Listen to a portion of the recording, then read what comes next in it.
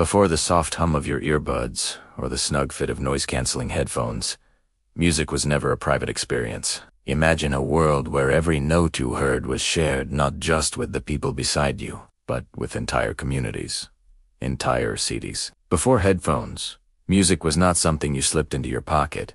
It was something that filled the air, the streets, and the hearts of those who listened together. This is the story of how we listened to music before we could ever isolate ourselves in sound. Thousands of years ago, music was born not from instruments, but from voices.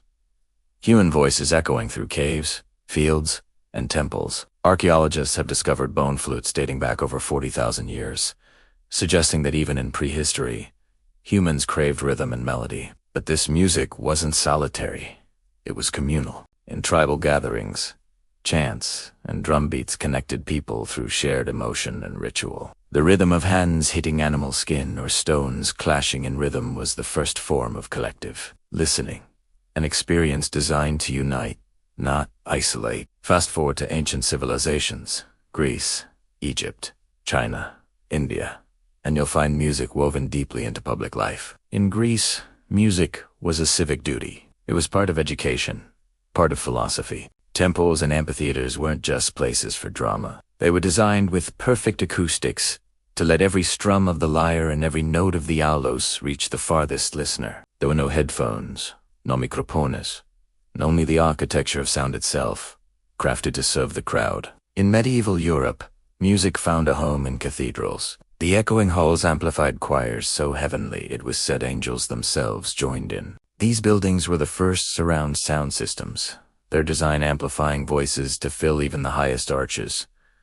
To listen was to be part of something sacred. No one listened alone. The sound of music and the silence between notes bound people together in collective oath. By the Renaissance, music was beginning to spread beyond the church walls. Nobles invited traveling musicians into their homes, filling candlelit halls with the soft harmonies of the lute and harpsichord. But even at music was performed live, to be heard once and then gone forever. There was no recording, no replay. Each performance was a unique event, an unrepeatable moment in time. To hear music was a privilege, and to miss it was to miss it forever. The 18th and 19th centuries introduced a revolution, not in headphones, but in instruments. The piano, the violin, the clarinet. Each allowed people to bring the concert experience into their living rooms. Families gathered around pianos much as we gather around screens today. Sheet music became the medium of connection. The 19th century's version of Spotify playlists. If you wanted to own a song, you didn't download it. You bought the sheet music and played it yourself. It was a shared activity. The sound of music filling entire homes, drifting through open windows into the streets. Then came the invention that changed everything. The phonograph. In 1877, Thomas Edison introduced a device that could record and reproduce sound. For the first time in history, you could hear music that wasn't being played live. The world was astonished. Newspapers called it bottled sound. But the phonograph didn't bring privacy. Not yet. Families and friends still gathered around it like they once did around a piano. Music was still something you shared, just through a spinning wax cylinder instead of strings and keys. In the early 20th century, radio took the next step. It democratized music, no longer confined to the rich or the musically trained.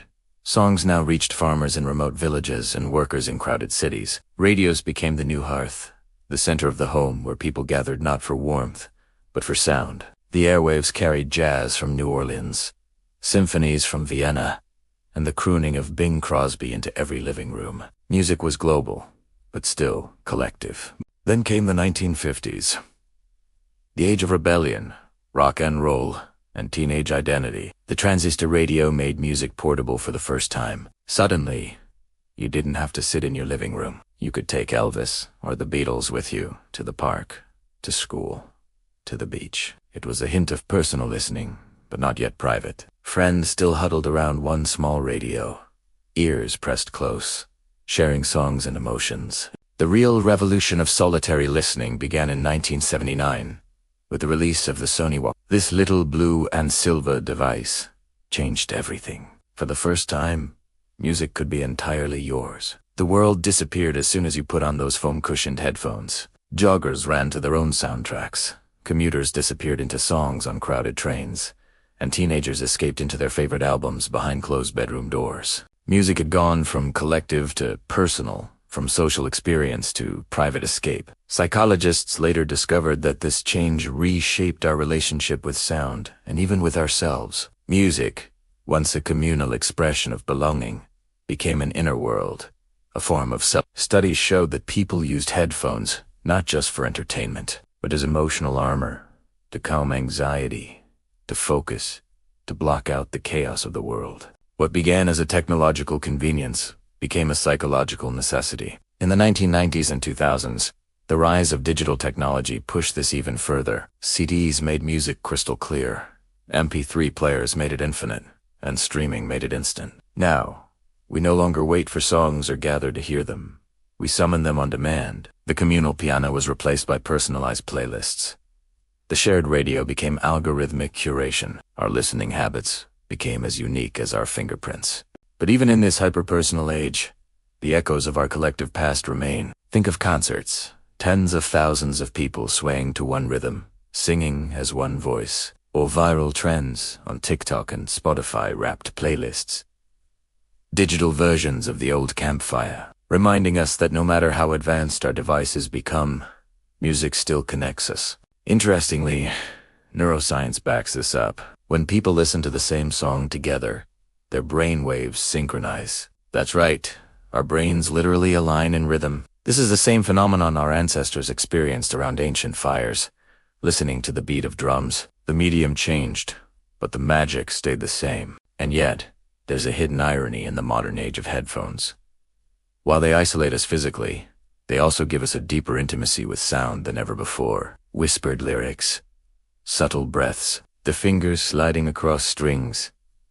These tiny details were lost in public halls but now unfold directly in our ears. The intimacy between artist and listener has never been greater. Still, the pendulum might be swinging back. Silent discos, shared playlists, and immersive concerts suggest a longing for the communal feeling we've lost. Maybe, after decades of private listening, we crave again the collective heartbeat of sound. The story of how we listened to music isn't just about technology, it's about humanity. It's about how we've sought to connect, to express, to escape. From ancient chants that echoed through caves, to compressed digital files, pulsing through tiny speakers, every era's music tells us something about what it means to be human. So next time you slip on your headphones, pause for a second. This is Flashback Facts, where the history of everything you love comes alive.